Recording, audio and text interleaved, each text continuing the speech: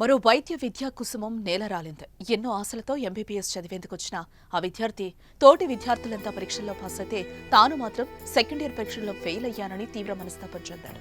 అంతే మానసికంగా కుంగిపోయిన అతడు పురుగుల మందు తాగి తను చాలించాడు.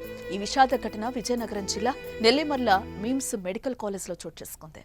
ఇక ఆత్మహత్య చేసుకునే ముందు అతను రాసిన లేఖ కన్నీరు పెట్టిస్తోంది.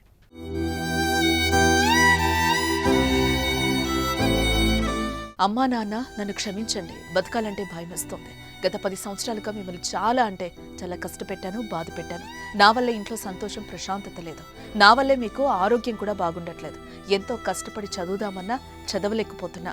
రకరకాల ఆలోచనలు నా చుట్టూ ఉన్న వాళ్లను ఏదో విధంగా బాధ పెడుతూనే ఉన్నాయి. ఆందోళన, కోపం, బాధ, భయం ఎందుకు ఎక్కువైపోతుందో తెలీదు. చనిపోవాలనే ఆలోచనలు నన్ను వెంటాడుతున్నాయి. కానీ ఎవ్వరికీ చెప్పలేదు.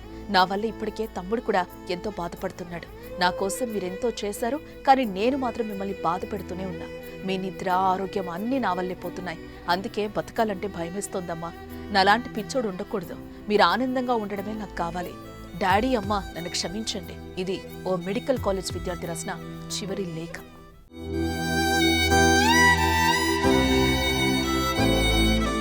విజయనగరం జిల్లా నెల్లిమర్ల మిమ్స్ మెడికల్ కాలేజ్కి చెందిన అటుకూరి సాయి మణిదీప్ అనే విద్యార్థి ఎంబీబీఎస్ చదువుతున్నాడు.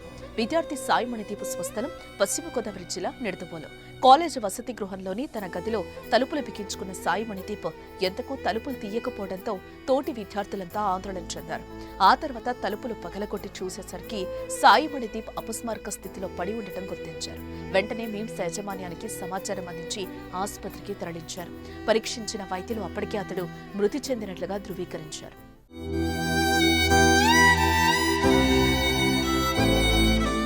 సాయి మణిదీప్ 2వ ఏడాది ఎంబీబీఎస్ పరీక్ష ఫెయిల్ అయ్యాడని, దీంతో మానసికంగా ఆందోళనకు గురైనట్లుగా తెలుస్తోంది.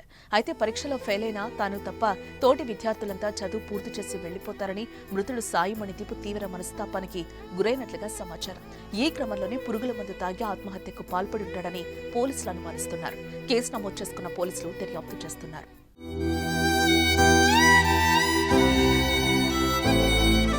తమ కుమారుడు వైద్య వృత్తిలో స్థిరపడతాడని ఆ తల్లిదండ్రులు ఎంతో సంబరపడిపోయారు.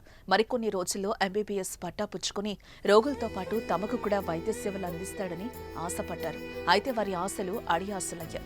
చేతికందొచ్చిన కొడుకు బలవన్మరణానికి పాల్పడడంతో తల్లిదండ్రులు కన్నీరు మున్నీరుగా విలపిస్తున్నారు. తమ ధైర్యం, తమ ఆశ, తమ భవిష్యత్తు నువ్వే అనుకుంటే ఇలా చేసేవేంటి మణిదీప్ అంటూ గుండెలు పగిలేలా బాధపడుతున్నారు.